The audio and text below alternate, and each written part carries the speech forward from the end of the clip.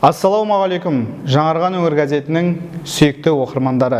Газетіміздің жаңа санына арналған бейнешолуды назарларыңызға ұсынамыз. Газетіміздің жаңа санында мәселе ретінде газет редакторы Алтынбек Ермекқалиевтің Билайында байланыс қашан болады атты тақырыбымен шыққан көлемді материал жарық көрді. Оқып, ой қосыңыздар. Көкейкесті айдарымен жарық көрген 5-ші беттен Жанайдар Болатбекұлының «Жас проект жобалары жақсарды ма, ақсады ма» атты мақаласын оқи аласыздар.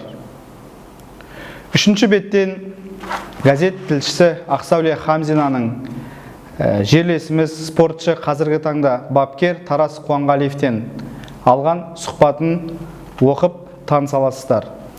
Газетіміздің соңғы бетінен газет тілшісі Орынгүл Қанаттың жазған «Кәсіптің көзін тапқан қуаныш» атты мақаласы жарық көрді. Құрметті оқырмандар, жерлестер, газетімізге жазылу жалғасып жатыр. Келесі 5 айға жазылуға мүмкіндіктеріңіз бар. Сол себепті қалып қалмаңыздар. Төл газет төріңізде тұрсын.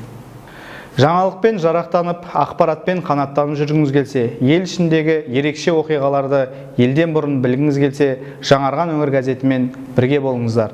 Біз сіздермен біргеміз, оқырман.